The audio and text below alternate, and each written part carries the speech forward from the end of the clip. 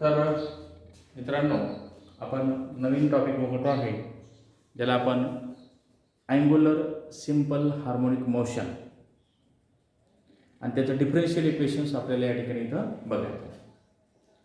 आता angular SHM म्हणजे नेमकं काय असतं? जसं आता आपण लिनियर एसएचएम मध्ये बघितलं, the applied force is directly proportional to the linear displacement. बरोबर की नाही? Applied force is directly proportional to the linear displacement.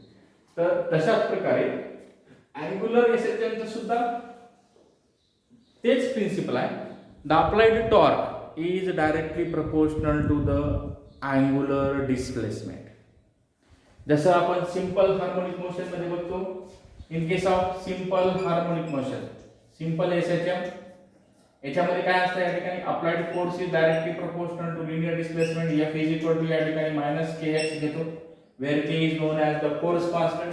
In simple case here, in case of here the angular SHM, in case of angular SHM, you can write the torque is directly proportional to the linear displacement. त्या condition मध्ये काय घेतो की force is analogous with the torque in case of the rotational motion. So here, in case of the force, you can take the torque. In case of the linear displacement, you can take the linear angular displacement. So what we can write here, the torque is directly proportional to the angular displacement here. So torque is equal to minus c into theta, where c is known as here the torque per unit twist. Per unit twist. So this is the simple formula regarding the torque and the angular displacement. This is the basic principle of angular SHM. जसं linear एसएचएमचं basic principle काय आहे? Applied force is directly proportional to linear displacement. तशाच प्रकारे angular एसएचएमचं सुद्धा basic principle आहे, applied torque is directly proportional to the angular displacement. म्हणजे जसा टॉर्क आहे तो डायरेक्टली प्रोपोर्शनल टू कशावर आहे? तो अँग्युलर डिस्प्लेसमेंटला आहे. Applied torque is directly proportional to angular. This is the simple and basic concept that is to be get known to you. आता differential equation आपल्याला बघायचं आहे. आता डिफरन्शियल इक्वेशन कसं बघणार? Differential equation of angular SHM.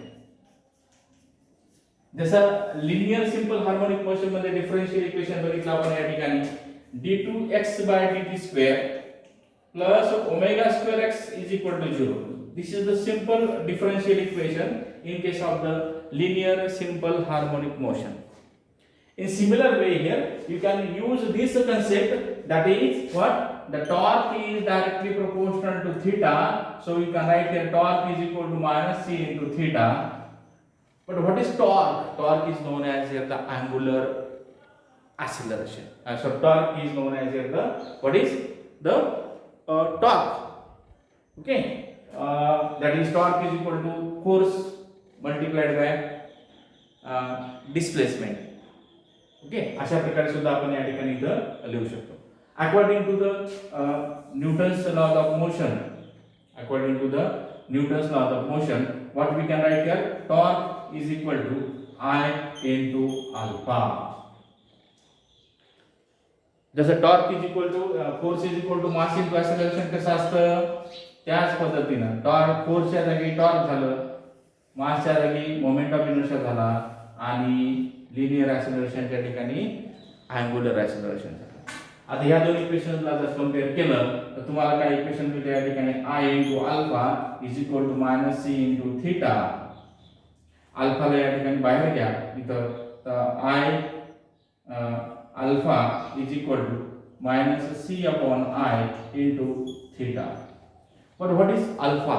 Alpha is known as here the angular acceleration. Angular acceleration ला आपल्याला या ठिकाणी असं लिहिता येतं, alpha is equal to d omega by dt असं सुद्धा लिहिता येतं. ओमेगाला आपल्याला लिहिता येते या ठिकाणी d थीटा बाय dt लिहिता येतं. बरोबर की नाही? म्हणजेच हे इक्वेशन्स आपल्याला या पद्धतीने लिहिता येतं. म्हणजेच मी इथं काय लिहू शकतो? Alpha is equal to d2 theta by dt square असं सुद्धा मला या ठिकाणी लिहिता येतं. हे मी इक्वेशन इथं लिहितो तर मला इक्वेशन कसं मिळतो that is d2 theta by dt square is equal to minus c upon i into theta minus c upon i into theta याला ट्रान्सफर करा म्हणजेच काय लिहिता येतं d2 theta by dt square plus c upon i into theta is equal to 0. So this is the differential equation in case of the angular SHM. Okay, so we can write this derivation like this also. So note down